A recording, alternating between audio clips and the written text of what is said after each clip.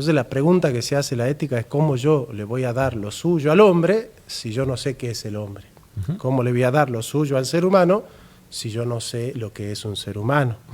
Entonces, la naturaleza de la persona humana es fundamental para la cuestión ética. Es decir, la cuestión ética implica necesariamente un tema de antropología filosófica.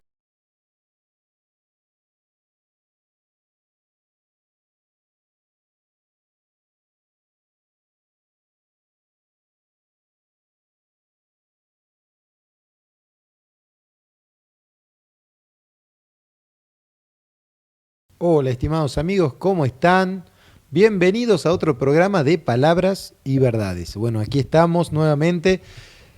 Ustedes, como bien saben, todos los jueves tratamos de hacerlos pensar, porque usted va a ver que en la televisión hay una máxima, que no piense, que solamente se distraiga. Usted que deje los problemas de lado y que, bueno, no hay que hacerlo forzar al televidente, simplemente tiene que distraerse, distenderse. Bueno, nosotros no seguimos esa máxima, esa que es políticamente correcta, simplemente acá, en este programa, tratamos de que usted piense sobre la realidad de lo que le sucede día a día. Bueno, hoy tenemos el equipo completo, está Jonathan, está Dana, pero antes que nada vamos a dar nuestras vías de comunicación. Anita, ¿cómo estás? Hola, ¿qué tal? ¿Cómo están? Muy buenas tardes, chicos. Muy buenas tardes a toda la gente que tenemos del otro lado para que ya empiecen a comunicarse con nosotros a través de los mensajes de texto, a través de WhatsApp 156-120-065, nuestra línea fija 6090-271. Nosotros ya estamos en vivo a través de Facebook, Canal 7 Salta, estamos saliendo en duplex por FM 100.1. También les recordamos que pueden vernos a través de nuestras aplicaciones, pueden hacerlo a través de Twitch, pueden hacerlo a través de Google Play, a través de www.lonuestro.com.ar. También les recordamos que estamos en nuestra página www.canal7salta.com y también estamos en Telegram, Canal 7 Salta.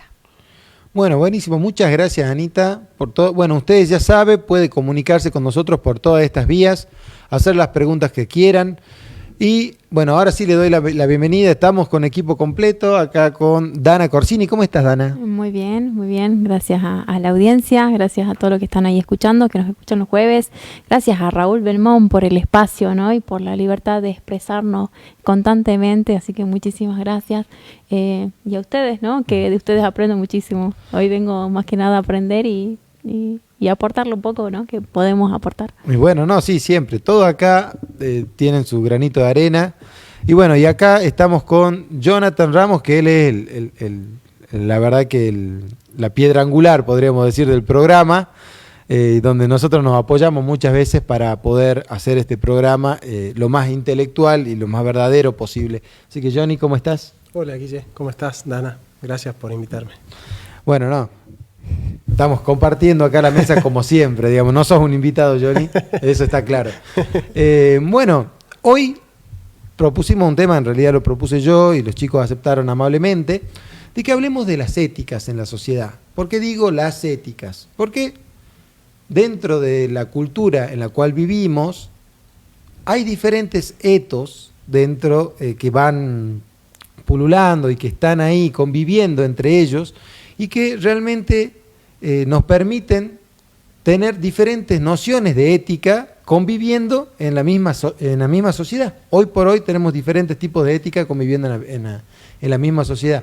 Y se da que hay muchos grupos que tienen un sentido de ética para una cosa, otro sentido de ética para otra, ¿no? Es como decía Groucho Marx, bueno, estos son mis valores, si no te gustan, tengo estos otros. Entonces, bueno, por eso quiero que hablemos de las éticas, de la ética en general, digamos, y luego para ver cómo es que fue evolucionando quizá la ética en la historia y qué es lo que nos ha quedado hoy y cuál es la ética predominante hoy y cómo es que se va también amalgamando esto a la realidad política que vivimos nosotros. Y esto me parece una dinámica interesante de poder transitar con ustedes.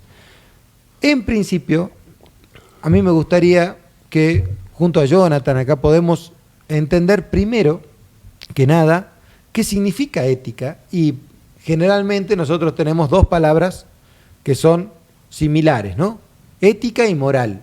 Y muchas veces siempre está la pregunta cuando están en algún en algún congreso de filosofía o alguien está dando alguna ponencia de este tipo, casi siempre está la pregunta, ¿cuál es la distinción entre ética y moral? Bueno, estrictamente, etimológicamente, podríamos decir que ninguna. ¿Por qué? Porque ambas palabras, una viene del latín, otra del griego, pero ambas palabras significan lo mismo, significan costumbre o significan modo de vivir, ¿sí? Moral viene del latín mos y ética del griego ethos. Entonces, pero los dos tienen el mismo significado. Entonces, yo no sé si hace falta hacer esta distinción, porque después toda otra distinción que se haya hecho es una distinción que se ha consensuado en la sociedad y que, bueno, se utiliza, por ejemplo, hoy por hoy se utiliza más la palabra moral para asociarla más al aspecto, por ejemplo, teológico, y la palabra ética para asociarla al aspecto más filosófico. Pero bueno, esos son, se toman de alguna manera consensos en ese sentido. Pero no vale la pena para mí ahondar más en el tema, simplemente podemos tomar indistintamente ética y moral, al menos en este programa. No sé, Johnny, vos qué pensás, si hay realmente algo relevante que decir de esto. Uy, no, se puede hacer todo un programa hablando de cuáles son las diferencias entre ética y moral, ¿viste? Claramente las diferencias que se establecen son totalmente consensuadas o convencionales, claro, por no decir arbitrarias, porque lo arbitrario no es racional. Esta distinción que hace vos está dentro del pensamiento de la Iglesia Católica, por ejemplo, ¿no? Pero, por ejemplo, hay otros que reservan la moral a la conducta personal del individuo y la ética a la reflexión filosófica acerca del bien y del mal, ¿no? Entonces, por ejemplo, yo les pregunto y digo, háblame de la ética de Aristóteles, y vos me tenés que hablar del libro, Ética Nicómaco, Ética Eudémica, Ética Mínima Moralia, ¿no? O sea, vos tenés que hablarme de los libros. Ahora, si yo te pregunto y te digo, háblame de la moral de Aristóteles, vos me tenés que hablar de la persona, me tenés que decir si Aristóteles fue buen padre, si fue buen marido, si fue buen amigo, si cumplió con sus responsabilidades, ¿no? Entonces, de alguna manera se reserva esa cuestión y me parece que esa es la más inteligible. Pero hay otros, que es la que más circula en la actualidad, la que dice, bueno, ética es una reflexión moral abstracta acerca de lo que es bueno y lo que es malo en general. En cambio, la moral es la que discierne la ética del grupo, la que cohesiona un grupo. Entonces te dice, bueno, ¿cuál es la moral de esta tribu? ¿Cuál es la moral de este partido político? Entonces la moral es más lo bueno y lo malo dentro de que se circunscribe dentro de un grupo particular, y la ética es lo bueno y lo malo tucu, digamos así, ¿no? Claro. O sea que una la podríamos denominar estática y otra dinámica. Bueno, claro, la ética es más estática en el sentido de que estudia los principios. Exactamente. En cambio, la moral es la que va deviniendo en casos concretos. Depende de la persona, de los hechos. Claro, los casos concretos, la bajada más a la realidad, es interesante. Sí, sí. Y bueno, si querés podemos plantear lo que son los 5 puntos de la ética, digamos, cuáles son, digamos, los 5 elementos que hay que tener en cuenta en la cuestión ética, para que aquel que nos escucha diga, bueno, yo cómo puedo juzgar si mi conducta es o no es ética, ¿no? Porque viste que la palabra conducta viene de conducir. Entonces, bueno, lo que trata de estudiar la ética es con qué principios nosotros conducimos nuestra vida, ¿viste? Cómo estamos conduciendo nuestra vida. Claro. Y bueno, los 5 elementos son la naturaleza de la persona, que es importante para entender la ética, porque el tema central de la ética es la virtud, y la virtud máxima es la justicia. Y la justicia es poner a cada uno en su lugar, darle a cada uno lo suyo. Entonces la pregunta que se hace la ética es cómo yo le voy a dar lo suyo al hombre si yo no sé qué es el hombre. ¿Cómo le voy a dar lo suyo al ser humano si yo no sé lo que es un ser humano? Entonces, la naturaleza de la persona humana es fundamental para la cuestión ética. Es decir, la cuestión ética implica necesariamente un tema de antropología filosófica. Después también está la naturaleza de la conducta, porque si la conducta está viciada o es virtuosa, en virtud de aquello que significa propiamente la conducta. Por ejemplo, si la conducta entre amigos es la conducta entre amigos, de suyo que yo no puedo explotarte, ni robarte, ni esclavizarte, por ejemplo, ¿no? Entonces, cuando uno entiende la naturaleza del vínculo, entiende cuándo es que la naturaleza se está desviando. ¿Me entiendes? Entonces es necesario preguntarse por la naturaleza del ser humano y por la naturaleza del vínculo, porque la ética juzga conductas que se dan en vínculos humanos, interpersonales. Entonces te preguntas, decir, bueno, a ver, ¿en qué consiste la relación de pareja? De que la mujer le tiene que pedir permiso al marido para ver qué se tiene que poner. Bueno, no, esa no es la relación. Entonces vos te das cuenta que si en la pareja uno le tiene que pedir permiso al otro para hacer algo, vos te das cuenta que ahí ya está viciada la cosa. Le pide permiso al padre, el hijo menor, pero no la mujer al marido, el marido a la mujer. Así es. Entonces son cosas que cuando nosotros entendemos la naturaleza de los vínculos se resuelven. Después hay que entender evidentemente también la intención subjetiva que tiene la persona en la conducta. Se juzga, ¿no? La intención subjetiva que es necesaria para marcar el criterio ético, mas no suficiente. No es suficiente. Después lo que también hay que tener en cuenta, evidentemente, es el contexto en el que se desarrolla la conducta, ¿no? Porque muchas veces el contexto puede cambiar la conducta, ¿no? Es decir, algo que está permitido en un contexto no está permitido en otro contexto, ¿no? Y uno puede imaginarse cualquier situación en la que en una situación es permitido y en otra situación eso que estaba permitido en un lugar, en otro lugar no está permitido y no es ético hacerlo en otro ámbito, digamos, ¿no? Por ejemplo, un chiste. Un chiste en un contexto de amigos está permitido y está bien tomado. Ahora, hacer una broma, un chiste en un sepelio o en un entierro, queda mal, está descolgado. Bueno, y por último, la consecuencia que tiene la conducta. Si también se juzga la consecuencia, ¿no? Entonces, repasando, tenemos la naturaleza del hombre, la naturaleza de la conducta, la intención subjetiva de la conducta, el contexto en el que se desarrolla la conducta y las consecuencias que trae la conducta.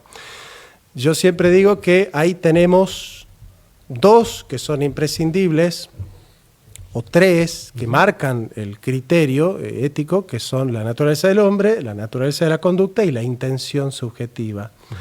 El contexto no puede hacer que lo que era malo se convierta en bueno y lo que es bueno se convierta en malo, por naturaleza.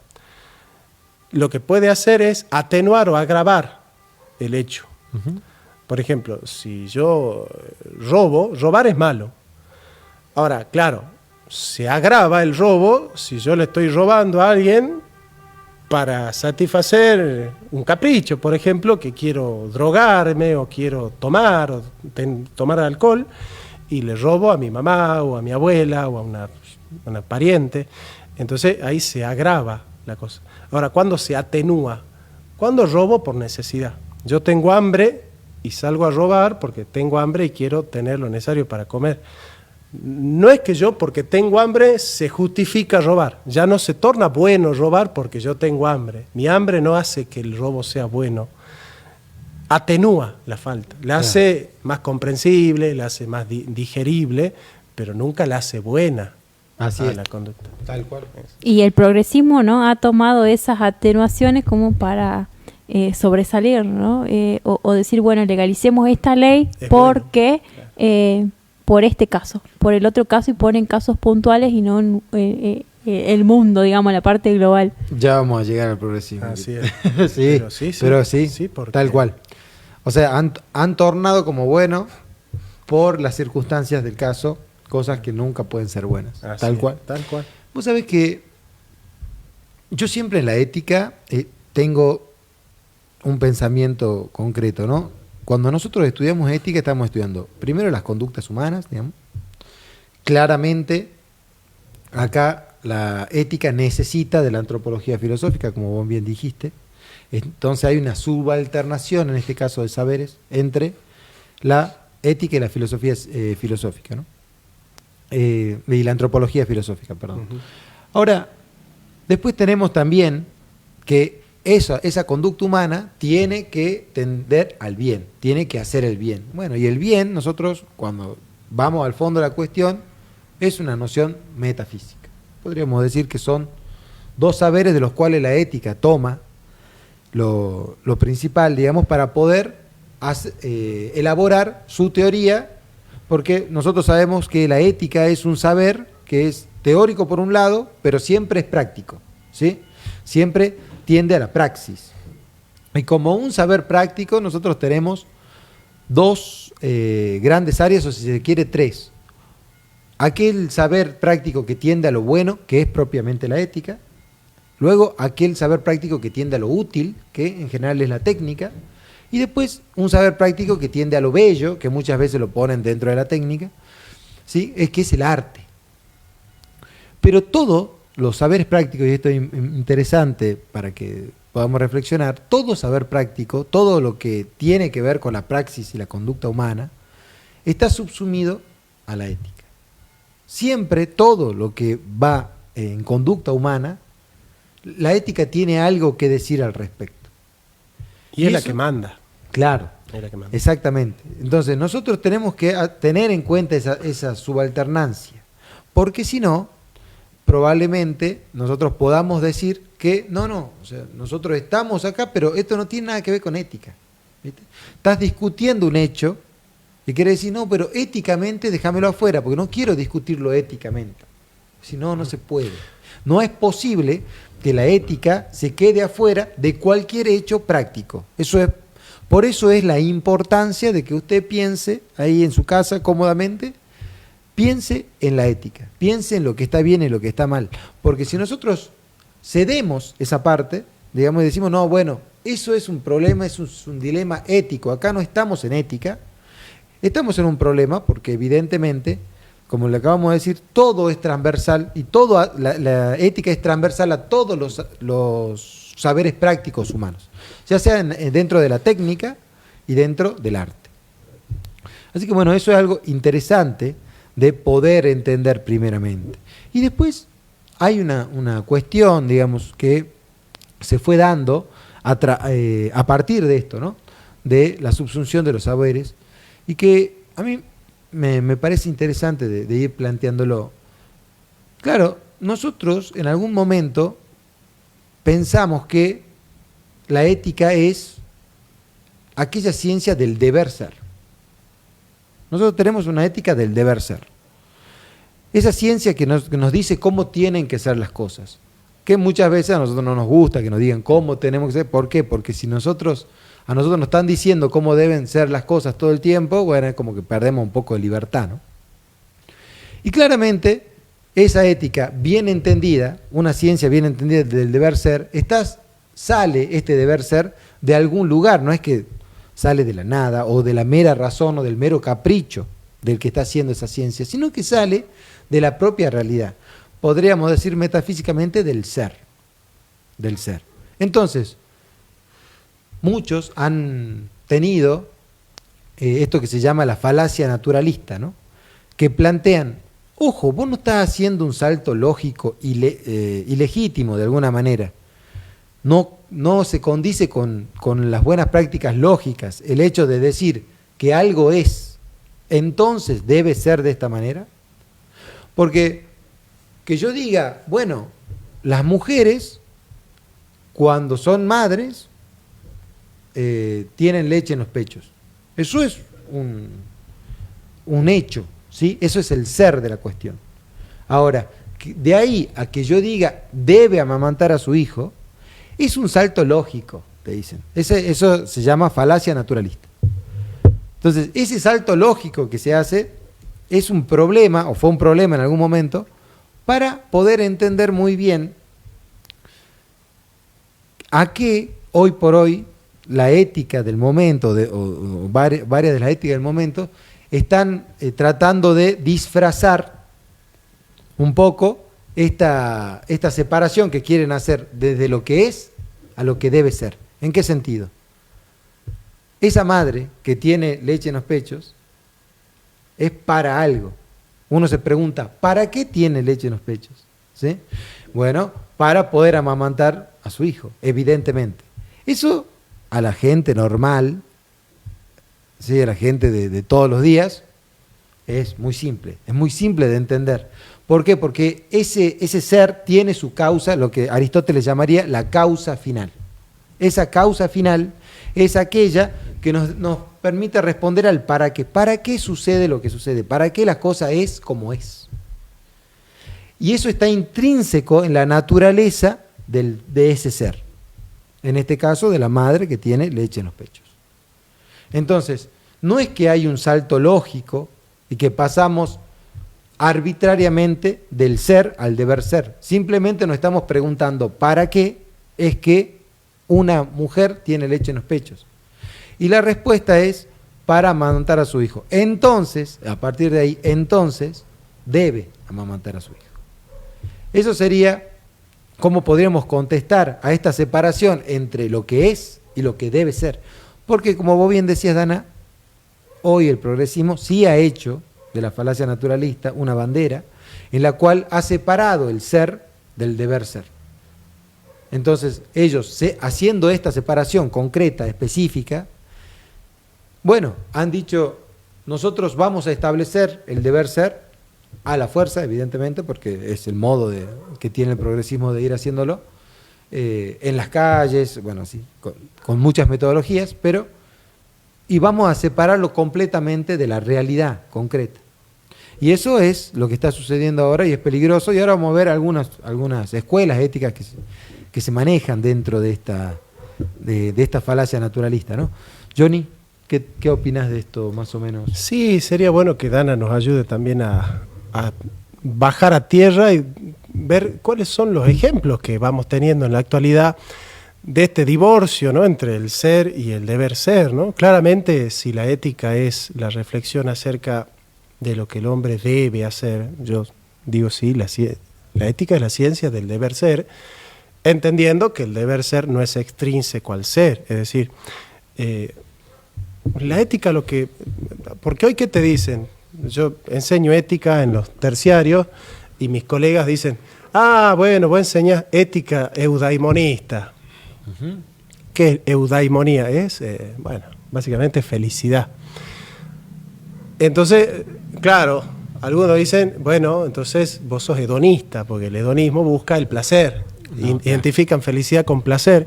Y felicidad, en Aristóteles, eudaimonía, es la plenitud de la naturaleza. Es decir, ¿qué implica la felicidad? O sea, hay una felicidad psicológica, que es estar contento porque me gané la lotería o porque se casa mi hija, bueno, estoy contento.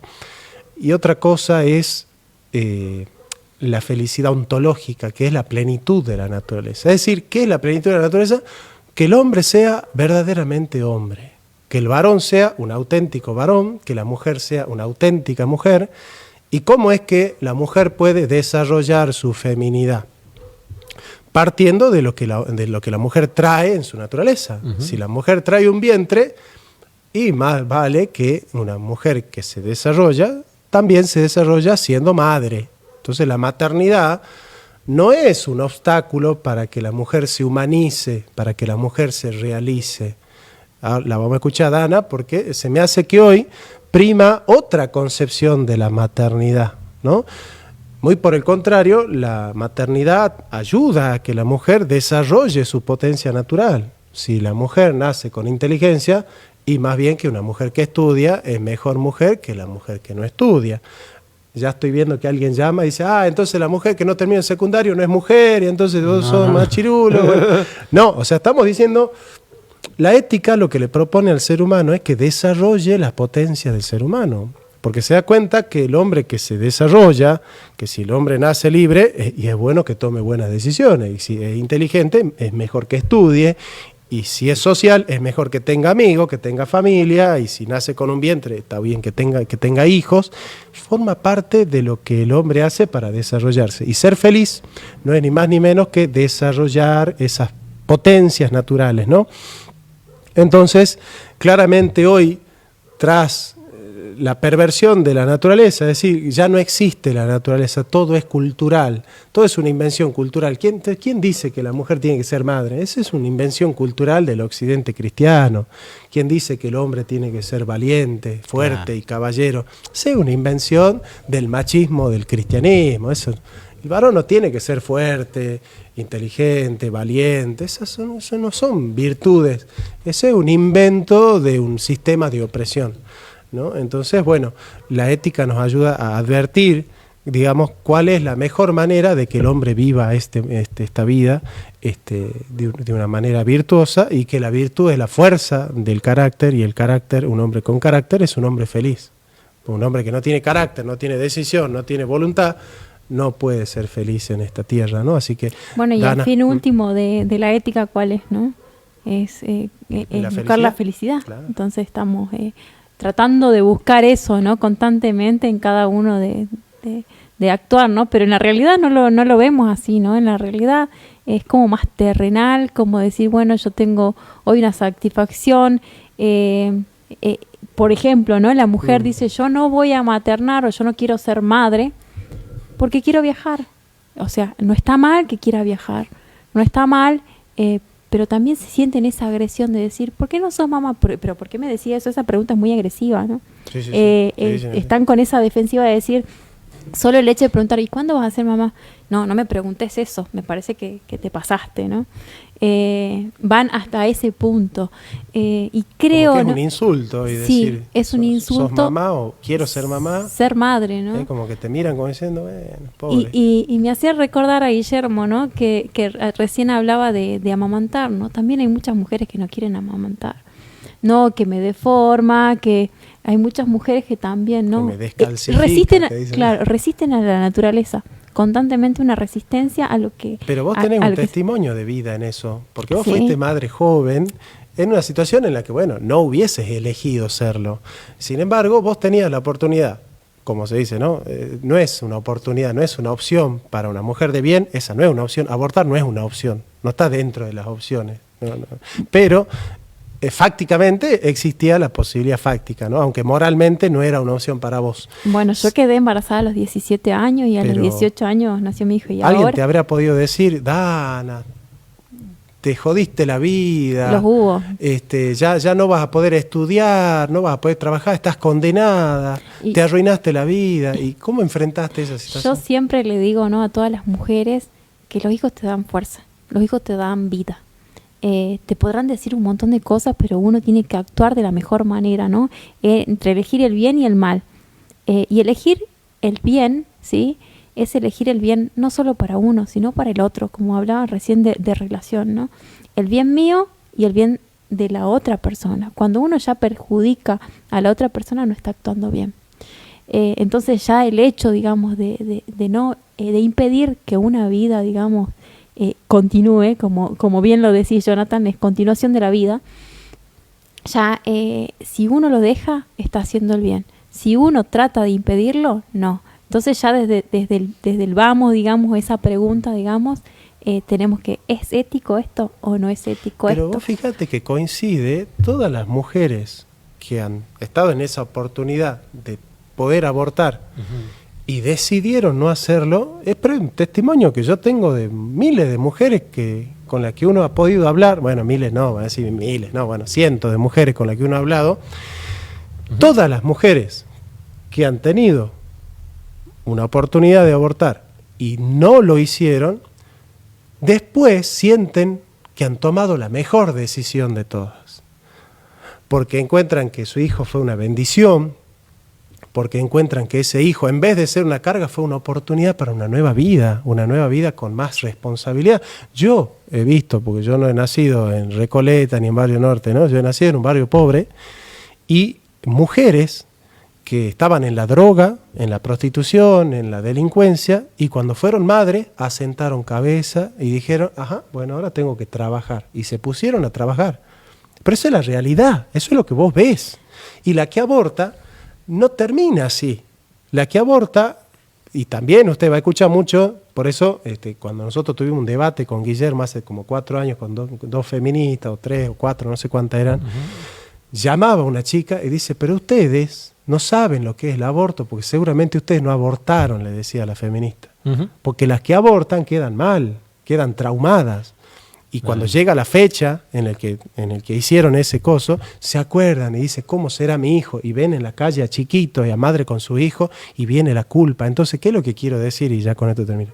No, perfecto. Cuando una mujer respeta la vida, como dice Dana, hace el bien al otro. Ese otro es su otro, que es su hijo, ¿no? Y el bien que yo hago recae sobre mí.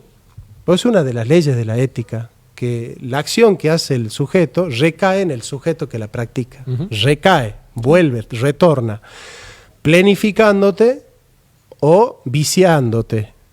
Entonces, la mujer que da vida, ¿qué dice Dana? Recibe la vida. O sea, vos le diste vida a tu hijo y tu hijo te da vida, te devuelve vida. Vos le das a tu hijo amor y tu hijo te devuelve amor.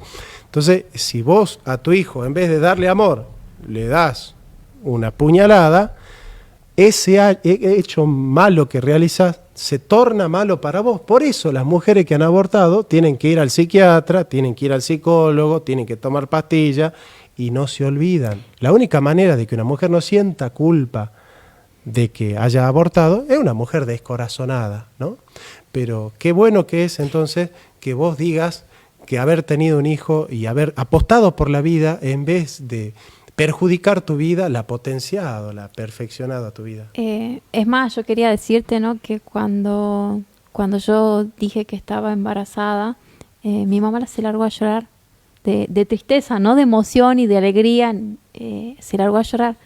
Y a pesar de eso, ¿no?, porque era algo malo para mi mamá en ese entonces, porque el llorar era una demostración de disgusto, ¿no?, de que no me gusta, que me amarga, y sin embargo, a través de todo eso, uno apuesta la vida, ¿no? Y quería decir, ¿no?, porque esto es también el impedir que la naturaleza sea, ¿no? Hace muchísimos años ya que en Europa o en los países desarrollados ya se dejó de ser madre natural, ¿no? Hoy yo voy a ser madre cuando yo quiera, pasan los años y bueno, la inseminación artificial, alquiler de vientre, entonces ya se perdió ese sentido de la naturaleza, de seguir guiándose y dejarnos ser, ¿no?, como Dios nos hizo, ¿no? Que nosotros tengamos nuestros hijos cuando Dios los mande. Nosotros jamás podremos decidir cuándo somos madres. Y el hecho de tener un útero, como te dicen, no significa que vas a ser madre. O sea, podés planificar, ¿no? Claro. Sí, hay una planificación. El asunto no puedes forzarlo. No, Claro. y aparte hay un reloj biológico. No, claro. Bien, claro, bueno, por ejemplo, eso es un ejemplo de cómo se subsume toda actividad práctica a la ética. Ahí nosotros estamos trabajando con bioética, así que la bioética es cuando la medicina, que es una actividad práctica, digamos, está bajo las leyes de la ética, digamos. Ahí es donde usted ve la palabra, va a escuchar la palabra bioética, ¿no?, que trata estos temas. Es interesante. Vos sabés que, Dana, me hacías acordar, digamos, yo también tuve una situación parecida a la tuya, no pude quedar embarazado en particular, sino que fue mi novia en este caso. No, bueno, pero también fui padre joven. Y sí, la situación siempre es compleja, no vamos a decir que es una cuestión así. Una panacea. Claro, pero que la responsabilidad que uno asume en ese momento, yo recuerdo cuando a mí me lo dijeron, yo lo primero que le dije, la abracé a la mamá de Mauricio, mi hijo, y le dije, bueno, bienvenido. De hecho, se lo estaba diciendo a mi hijo. Y de eso se trata, ¿no? De asumir esa responsabilidad y de seguir el camino. Pero yo pienso, Jonathan decía, una mujer descorazonada uno necesita, vamos a salir de las mujeres, vamos a ir a las personas en general. Una persona descorazonada se necesita para poder hacer de un hecho malo algo que o no le afecte o le parezca bueno. Y esta persona, yo voy a hacer de alguna manera este juego. vamos a salir del corazón y vamos a entrar a la mera razón. ¿Por qué? Porque para poder hacer esto, nosotros necesitamos salir de la propia realidad y de lo que nos dice la realidad, y toda realidad, de alguna manera, te afecta. Esto es Max Scheler, ¿no? Max Scheler dice, en su teoría material de los valores, dice, bueno, las cosas, ¿sí?, tienen una intencionalidad conmigo, con nosotros, digamos en particular, y a nosotros nos afectan. Las cosas que suceden nos afectan de alguna manera, ¿sí? Eso es lo que nosotros valoramos, ¿sí? Entonces, por eso es que es material. ¿Por qué? Porque son cosas concretas, son actos concretos, hechos concretos, y valores justamente porque nosotros estamos valuando esos hechos todo el tiempo, ¿no? Nos afectan de alguna manera, nos intencionan respecto de nosotros. Ahora bien, pero nosotros en particular tenemos que poder romper con esto, tenemos que poder romper con la realidad. ¿Y cómo hacemos para romper con la realidad? Tenemos que decidir qué está bien y qué está mal fuera de la realidad. ¿Y cómo hacemos para decidir justamente esto fuera de la realidad si la realidad existe? Tenemos que negar la realidad. ¿Y quién fue el que más perfectamente hizo esto y que hoy por hoy seguimos bajo su manto, digamos, de alguna manera, sin entender que estamos ahí? Bueno, el gran filósofo que hizo esto, a partir del cual hay una infinidad de ramificaciones, es Immanuel Kant. Immanuel Kant, en su crítica de la razón pura, tiene una metafísica de la cual, de alguna manera, sale de la realidad, llamándola noúmeno y diciendo, bueno, yo la verdad que no puedo conocer el noúmeno y solamente se me presentan fenómenos. Acá Jonathan va a hacer alguna corrección si es que él lo requiere preciso, pero básicamente, como para que la gente lo entienda, digamos, no nos vamos a poner tan quisquillosos, pero en ese sentido, Kant está de alguna manera saliendo de la realidad y dándole a la razón una autonomía suficiente para poder delimitar qué está bien y qué está mal. Entonces, es desde la razón y desde su autonomía donde nosotros vamos a poder decir qué está bien y qué está mal, no de cualquier modo, vamos a decirlo, porque hay una regla particular, que es el imperativo categórico. Acá le vamos a preguntar a Jonathan específicamente qué es el imperativo categórico, pero hay una regla, pero lo que yo quiero transmitir es que lo pone directamente la razón. Y ya estamos despegándonos de la cosa en sí, de la realidad, de la naturaleza de las cosas, para ir directamente a meros conceptos formales, que esos conceptos formales nos van diciendo cómo tengo que actuar, cuál es el deber. Y bueno, y Kant es evidentemente el de una ética del deber propiamente dicha, ¿no? El deber por el deber mismo. Bueno, ahí vos tenés, yo cuando di hace rato los 5 elementos de la ética, por ahí uno los nombra, los 5 elementos, y dice, bueno, pero claro, si son 5, 4, 6, 9, 2, es relativo, es decir, son un numerito. Pero no sé si se acuerdan cuál fue el primer elemento que yo di, el de la ética, de los 5 que hay que tener en cuenta. Claro, la persona humana, la naturaleza. La naturaleza del hombre. Yo dije, no se puede ser bueno con el hombre si yo no sé qué es el hombre. Porque claro, ser justo es ajustarse al derecho del otro. Eso significa la palabra justicia, es lo que se ajusta a tu medida. Yo te doy algo a tu medida. Si yo a vos te trato como perro, no te estoy dando lo que es propio del ser humano. Y de ser humano mujer, porque aparte de ser un ser humano, no sos vos un ser humano abstracto, vos sos un ser humano concreto, sos mujer. Entonces yo no te puedo tratar como varón, como un amigo, ¿no es cierto? Como si yo lo tratara a él. No es ético que yo te trate como un amigo, porque vos sos amiga. ¿Me entendés? Bueno, no sé si tenemos mandado ahí a nuestro querido director para que nos pase ahí un texto, porque es una profecía de algo que a nosotros nos hace pensar en la vida actual, ¿no? ¿Te animas a leerlo, Danita, por favor? A ver si León no traje los lentes. Vos lo podés leer. Ah, sí. Acá. Dice, también debes saber esto, ¿no? que en los postreros días vendrán tiempos peligrosos, porque habrá hombres amadores de sí mismos, avaros, vanagloriosos, soberbios, blasfemos, desobedientes a los padres, ingratos, impíos, sin afecto natural, implacables, calumniadores, intemperantes, crueles, aborrecedores de lo bueno, traidores, impetuosos, infatuados, amadores de los deleites más que de Dios, que tendrán apariencia de piedad, pero negarán la eficacia de ella. A estos evita. Bien, ese es un texto de la Biblia, es una carta de San Pablo a los Timoteos, ¿no? A Timoteo. Estaba pensando.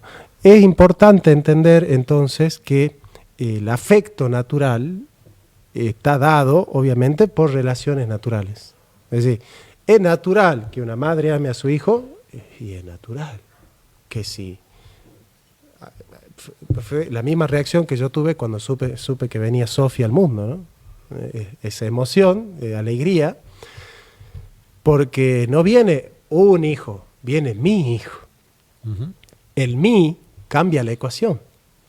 No viene un ser, viene mi hijo, es mi carne, es sangre de mi sangre, ¿no? Carne de mi carne. Cuando vos utilizás el artículo mí, el artículo posesivo, sí, cambia la cuestión porque vos sabés que hay una copertenencia. Sí. Vos le pertenecés porque sos su papá y él te pertenece porque es tu hijo. Esa pertenencia es una pertenencia natural. Y cuando vos tenés pertenencia natural, tenés afecto natural, ¿no? Es decir, ¿qué es lo más natural del mundo? Que el hermano ame a su hermano, porque es carne de su carne, sangre de su sangre. Que el hermano odie a su hermano, eso no es lo natural. Lo natural es que el hijo ame a su padre, que el padre ame al hijo. Eso es lo natural. Y curiosamente hay una profecía, porque es una profecía, ¿no? Dice, en los postreros tiempos vendrá gente, Curiosamente, hoy coincide todo eso, porque hasta hace 300 años era natural.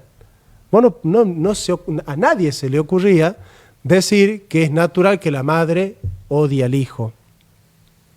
Ahora ya está surgiendo una moda en el progresismo que es que el derecho a elegir los hermanos y los padres. Que ahora ya los padres ya no va a ser padre natural, sino que va a ser papá el que yo quiera. Yo voy a escoger a mis padres, a mis hermanos, a mis primos, a mis tíos.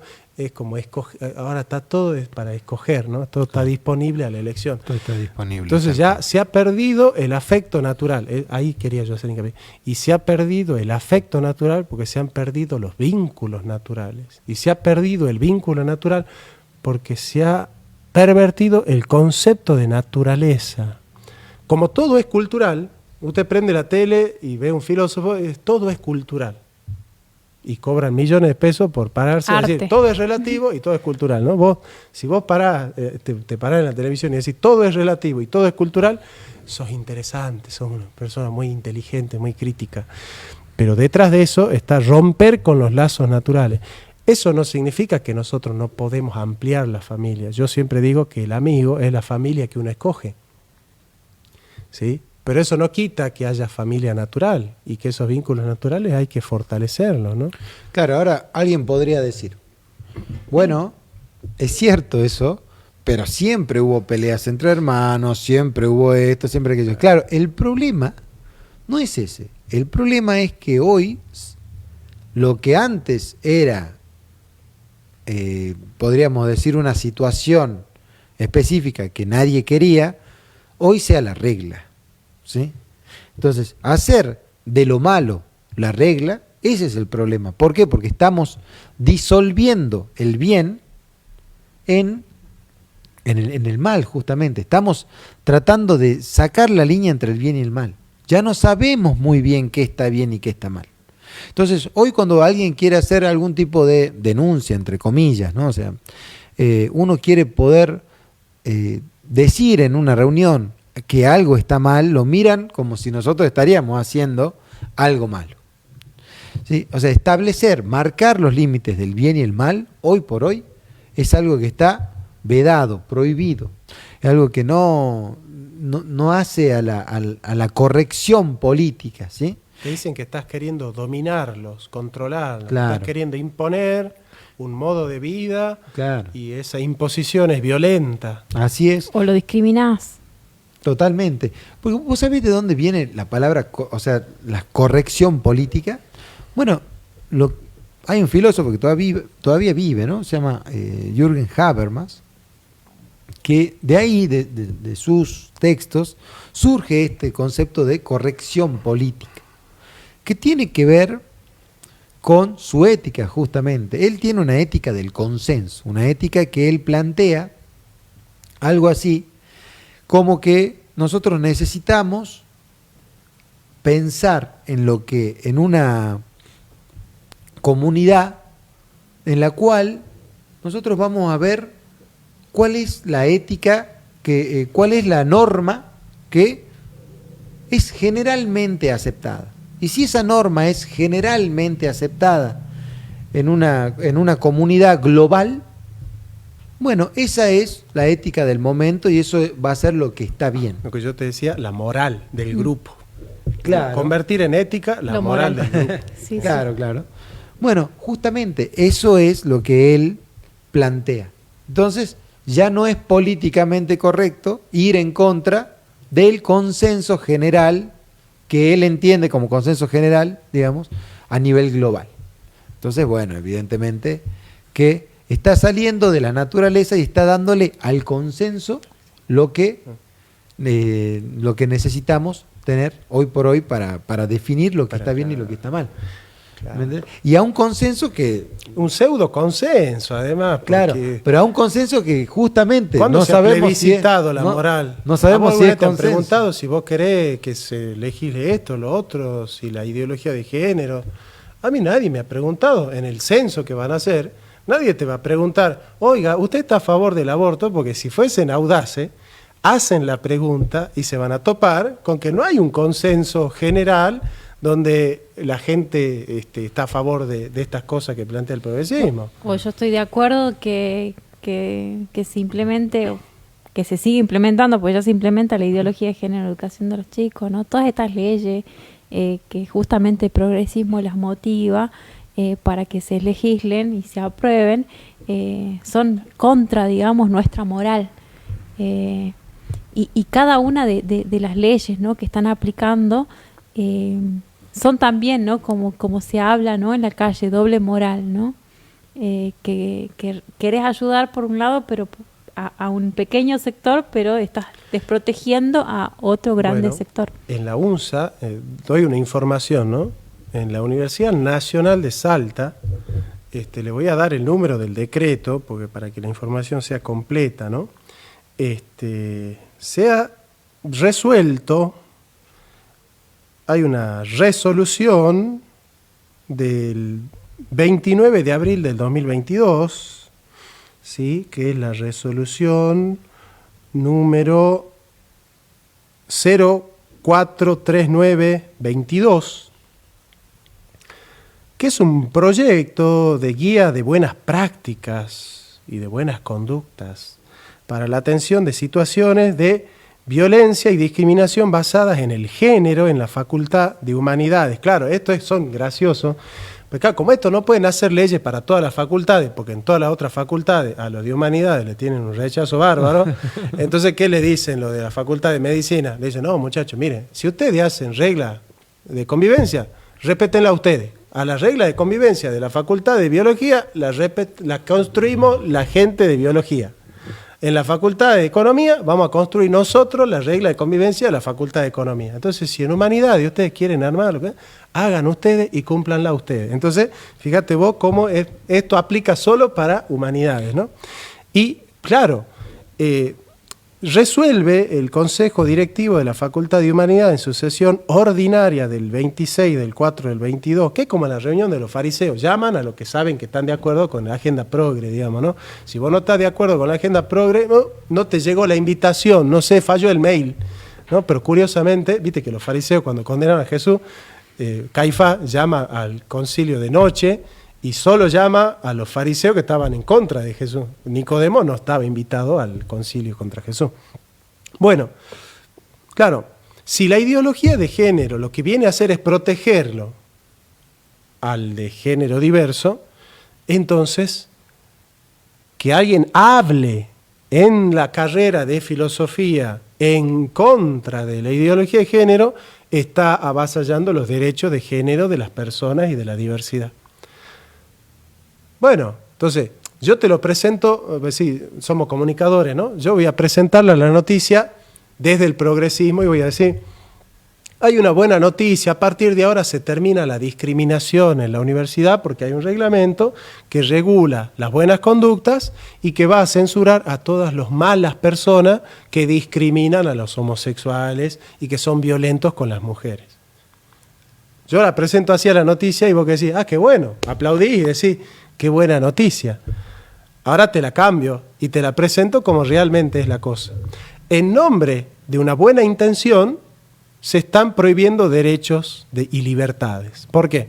Porque hay un profesor, por ejemplo, si yo fuese profesor ahí y quisiera enseñar una filosofía distinta a la filosofía del progresismo, estoy cometiendo ¿cómo se dice? No es un delito, es una infracción, ¿no? Puedo ser censurado por la facultad por enseñar en contra del derecho que tiene el homosexual, ¿no? Porque yo en realidad no estoy enseñando en contra del derecho, estoy atacando una ideología que se ha adueñado del derecho de las personas y en nombre de esos derechos ha hecho ideología y hace política. Y hace política. ¿Y la izquierda para qué hace política? Para hacer dinero.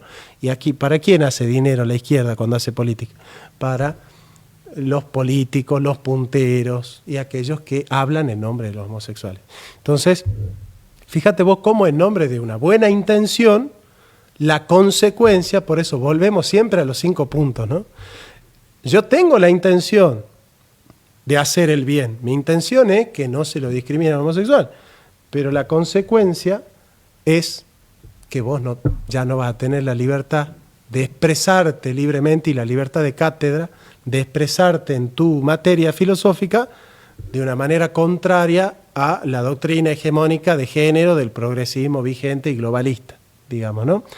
Es como decir, yo tengo una pareja y yo quiero que mi pareja se cuide.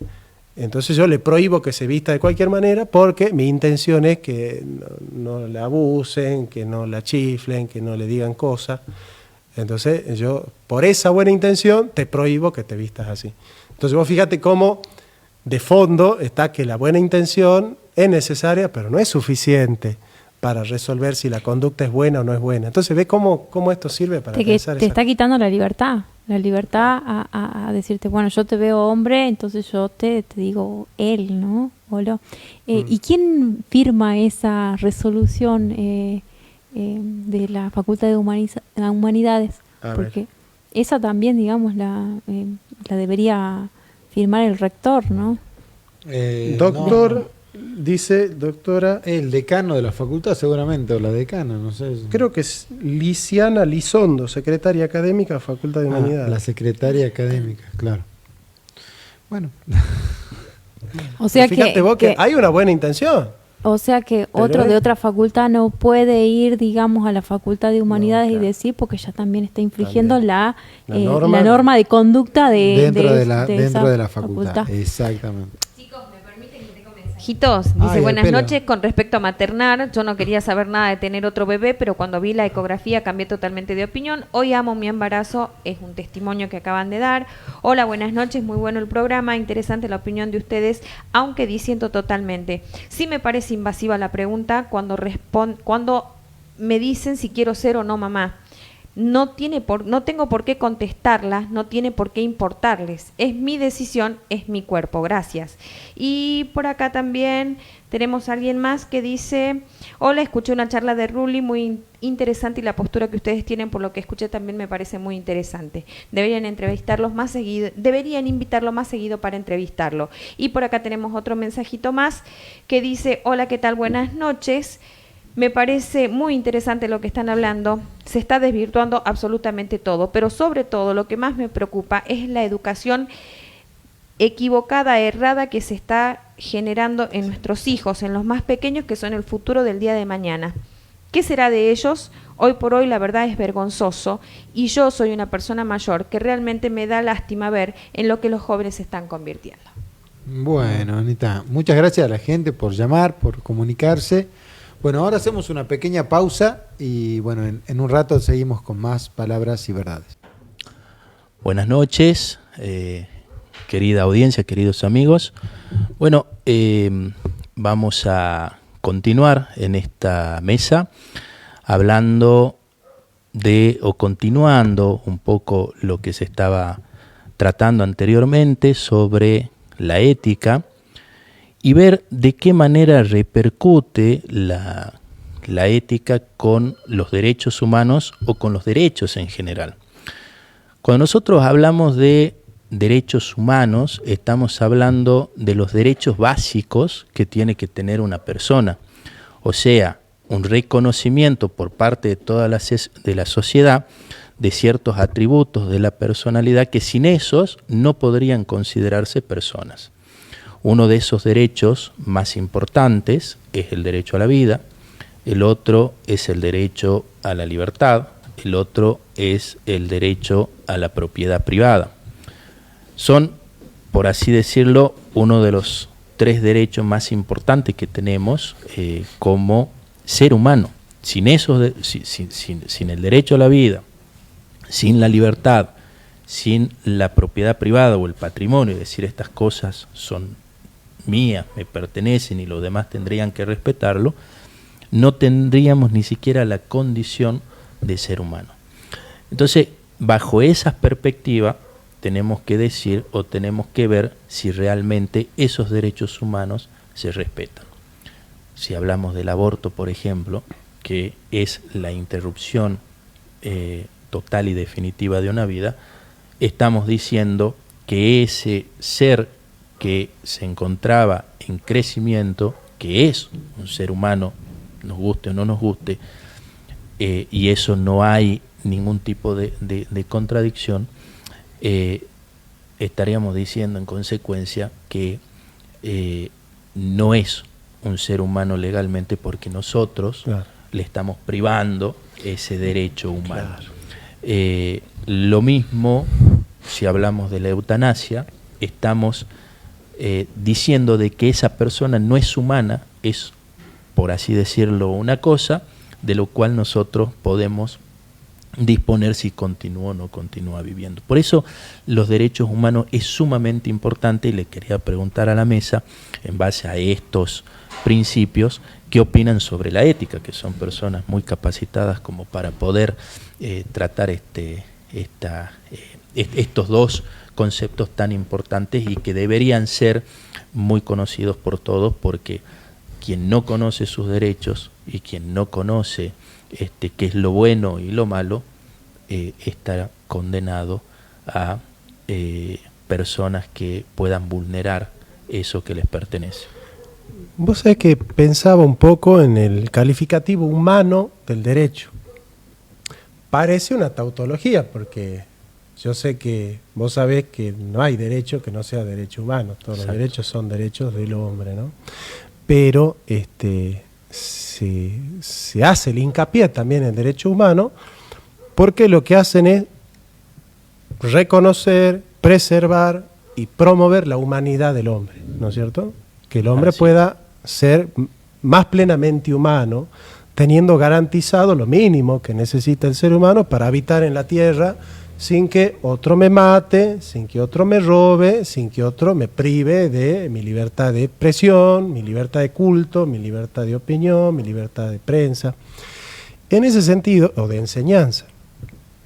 En ese sentido, yo creo que hoy estamos ante la presencia de un nuevo tipo de derechos, que es los derechos inhumanos, que son aquellos que en nombre del derecho privan por nacer de la vida. Eso no es un derecho humano, es un derecho inhumano. Obviamente que no es derecho, ¿no? No es derecho, pero cuando se juega formalmente, se entiende. Digamos, formalmente derecho, no en el contenido, formalmente derecho, pero es un derecho inhumano. el derecho a intervenir en una propiedad privada para contar plata ajena o meterse en la riqueza de una persona, porque la riqueza de una persona es su propiedad. Totalmente. No es que vos tenés casa y con la plata que haces con tu casa, esa plata es del Estado. O sea, que tu casa es tuya, pero la plata que generas vos con el alquiler es del Estado. No. Si tu casa es tuya y vos generas dinero con tu casa, tu dinero también es tuyo. Entonces, que el Estado venga a disponer de tu riqueza y decir, bueno, mirá, a mí me conviene que Dana gane mucho dinero porque yo le saco a Dana plata y con esa plata,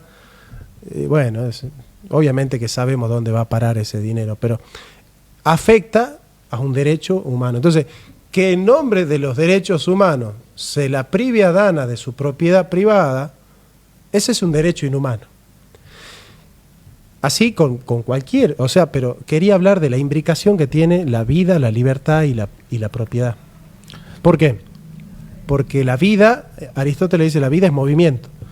El movimiento más peculiar en el ser humano es el movimiento que responde a su naturaleza. El hombre es un ser libre. Entonces, ¿cómo se proyecta el movimiento de la vida del hombre? El más pleno movimiento de la vida del hombre es el movimiento libre. Quiere decir que la libertad es expresión de la vida. Y la propiedad es la exteriorización de la libertad. La libertad se objetiva en la propiedad, porque mi propiedad fruto de mi libertad, de que yo con mi libertad pude conquistar ese objeto y ese bien natural que ahora me pertenece. Entonces vos fíjate cómo están imbrincadas la vida, la libertad y la propiedad. Y en el fondo, cuando se lesiona uno de estos tres derechos fundamentales, se lesionan los otros también. Así pienso yo. Sí, totalmente. Es que es muy importante lo que decís de la propiedad privada, ¿no? Muchas veces el Estado siempre busca inmiscuirse sobre lo privado, sobre la persona, sobre lo que tiene la persona, sobre el patrimonio de la persona. Para eso la Constitución Nacional dice, no, la propiedad privada es inviolable, o sea, lo establece de esa manera. La protección que tiene nuestro país con el derecho a la propiedad privada es muy amplio. Lo que pasa es que en la práctica no se respeta y es una cuestión muy peligrosa. ¿Por qué? Porque yo tengo la firme convicción de que si se deja explotar la individualidad de la persona y si se le permite a la persona poder desarrollar su ambición en el buen sentido de la palabra, de progresar y de tener más, va a generar más trabajo, va a generar más riqueza, va a generar mayor productividad.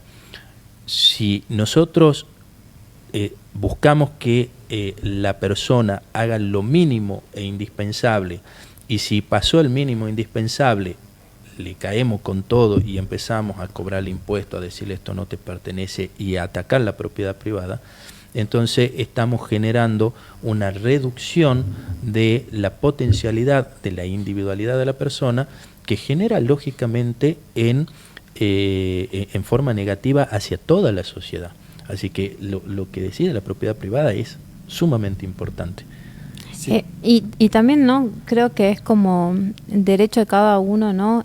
Hacerla respetar y también respetar al del otro, ¿no? Respetar la propiedad privada del otro. Porque no solo, digamos, tenemos que es una relación entre ambos, ¿no? Bueno, yo respeto la vida de la otra persona, ¿sí? Y cuando hablabas de la vida en el vientre, me imaginaba, ¿no? Esa discriminación que hay, porque ellos mismos dicen no discriminen, pero están discriminando en edad, ¿no? Decir, bueno, este bebé tiene 5 meses y el que tiene 10 años tiene más derecho que el que está en el vientre. Entonces también es discriminatorio. ¿Más racista que eso? Sí, y justamente, digamos, ellos, los que buscan el progresismo, porque estábamos hablando anteriormente de progresismo, lo que buscan, digamos, es también autodiscriminarse, ¿no? Porque se van dividiendo, bueno, vos me tenés que tratar así, y nosotros convivimos con los que moralmente son iguales a nosotros, y y como que son más parecidos naturalmente, ¿no? Porque nosotros no estamos viviendo con animales, con los chanchos, en medio de ellos y haciendo lo mismo que hacen, ¿no? Nosotros convivimos con los que son similares y semejantes a nosotros. Así es. El derecho tiene que entenderse no como una imposición. El derecho no tiene que ser una imposición. Son reglas de conducta que se establecen en una sociedad con la finalidad de que esa sociedad pueda vivir en armonía, en paz.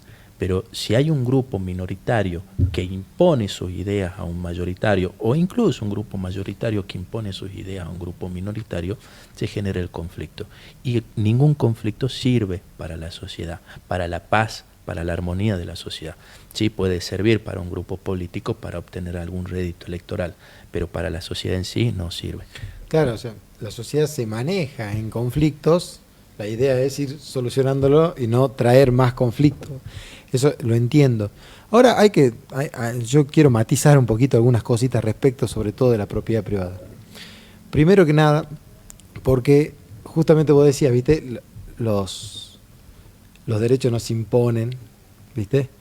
Y claro, pero por ejemplo, hay un personaje que hoy está muy en la televisión, que es Javier Milei, que seguramente todos lo conocen, que plantea algo así como que los impuestos son un robo, ¿no?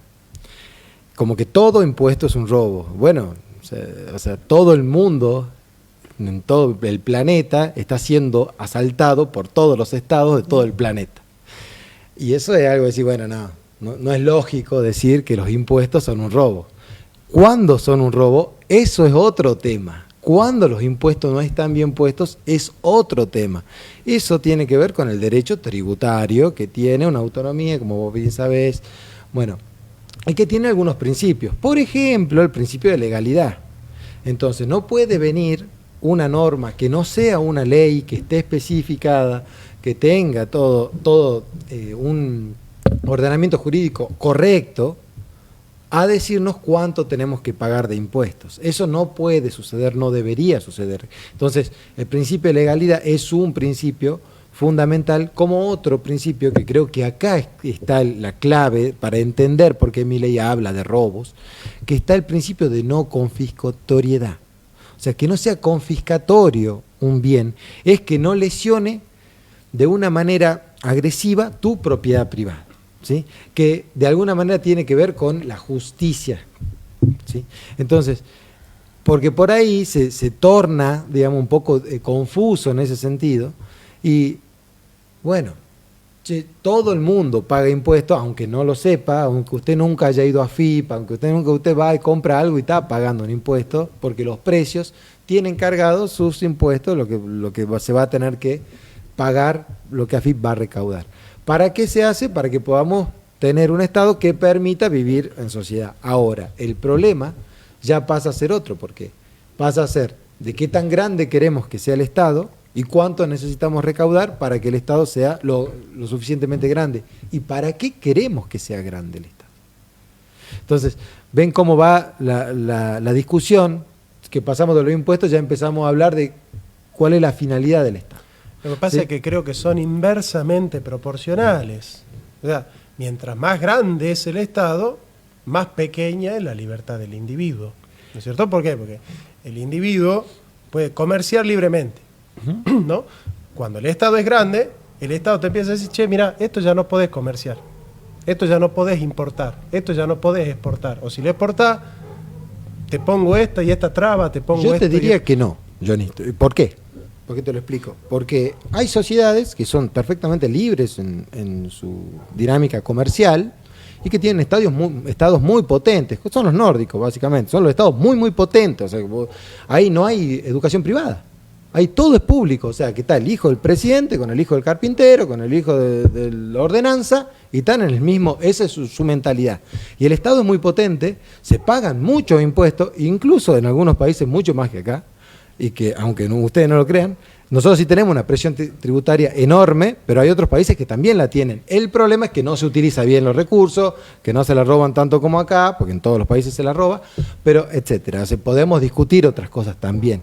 Lo que yo quiero dejar en claro es que por ahí se está tirando una baja de línea muy liberal, en la cual te dicen todo impuesto es un robo. Y no, vamos a pensarlo de otra manera. Bueno, yo lo digo porque evidentemente me sale el contador de adentro, ¿no? Pero evidentemente vamos a pensar en la justicia de cada impuesto, en tener impuestos que realmente tengan que ver con las necesidades que tenemos que tener nosotros y con la finalidad del Estado que queremos darle. Porque si no, no tiene mucho sentido. Es cierto que, por ejemplo, se hablaba mucho de la propiedad privada, que claro, hay que quieren atacar muy bien el patrimonio de las personas que producen bienes. Y evidentemente que atacar el patrimonio no es una solución genial, porque lo que uno tiene que hacer es ir más sobre el flujo que sobre el stock. Evidentemente, si el stock es el que te da flujo, deja que el stock crezca para que puedas tener más flujo y mejor recaudación eventualmente. De hecho, el Estado va creciendo, y esto pasó en el gobierno de Néstor Kirchner. El Estado creció enormemente, pero ¿bajo qué criterios? Bajo criterios de una excelente recaudación. ¿Y cómo hay una excelente recaudación? Con un excelente comercio. Entonces, en ese sentido, fue creciendo el Estado. No digo que todo eso fue color de rosa, ¿no? Pero evidentemente que para tener un buen Estado, por eso es que los problemas que tenemos ahora tenemos una alta inflación. ¿Por qué? Porque el Estado sigue creciendo, pero no recauda. ¿Me entiendes? Entonces no depende de la sociedad, su tamaño, sino de lo que él se autopercibe como Estado exitoso, diríamos, y como no puede recaudarlo, lo emite, y ese es el problema que tenemos. Yo dos aportes. Uno, bueno, hablabas de la corrupción, ¿no? Porque en otras palabras, destinar los fondos que no son para lo que se debería hacer es corrupción. Y no sabemos para qué van nuestros impuestos, y ahí es donde nosotros decimos que es un robo, porque no sabemos a dónde van destinados, y cada impuesto... En realidad sí sabemos. Bueno, en síntesis, digamos, que no debería ser, ¿no? Claro. En el bolsillo del político. Eso por un lado. Y la carga tributaria, digamos, lo que genera es un efecto, la carga tributaria que no corresponde, ¿no? Porque hay cargas que sí corresponden, ¿no?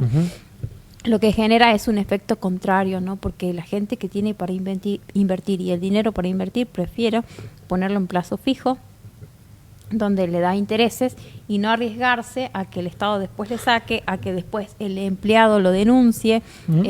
Entonces, eso, digamos, tiene un efecto rebote. Y lo que hay que motivar e incentivar hoy más que nada, digamos, es a la inversión, y que el ciudadano invierta en producción. Y ahora no, la gente prefiere tener su plata, invertir en ladrillo, en ladrillo propio, y no en un ladrillo, digamos, para el bien común. Pero una cosa que dijiste, Guille, que es para investigarlo y para tocarlo en algún programa, yo no tomaría como modelo a los países nórdicos, porque no me creo ese esquema de que en los países nórdicos el Estado es enorme y hay una total libertad. Me parece que son incompatibles, porque si el Estado es enorme y el Estado es el que da la educación, ¿con qué ideología se va a impartir la educación? Con la ideología del gobierno del Estado. No, entonces, estamos de acuerdo. Entonces, pero ¿dónde está la total libertad en un pueblo donde si la educación es pública y está regido el Estado por el gobierno de turno, si el presidente es socialista, la educación va a ser socialista? Bueno, no es esa la libertad. La libertad a la que yo dije fue la económica, ¿no? O sea, la de mercado, de la que estábamos hablando. Porque estábamos hablando justamente de los bienes es privados. Una idea muy interesante del liberalismo es que la libertad es una sola. O sea, o sos libre para educar a tus hijos como querés, para hacer con tu plata lo que vos quieras, para tener el culto que vos quieras, para tener la ideología que vos quieras y enseñarla. Si sos profesor, enseñarla libremente en la cátedra, es una sola, digamos, ¿no? Por ahí está a mí me gusta esa idea, yo se la escuché, y lo confieso, de Gloria Álvarez, y lo desarrolló en un video que ella hizo, y después me puse a leer y dije, es interesante entender eso de que la libertad es una sola. Bueno, puedes decir, mirá, económicamente comercien lo que quiera, pero acá la ideología la impongo yo. Y mirá, no soy tan libre, che, ¿viste? Pero sí, se puede pensar. Bueno, sí, entonces los impuestos tienen que ser proporcionales, lógicamente, y tenemos que incentivar la propiedad privada. Muchísimas gracias por estar presentes. Gracias, Dana, gracias, Jonathan, gracias, Guillermo, gracias por el espacio, y nos vemos el jueves que viene.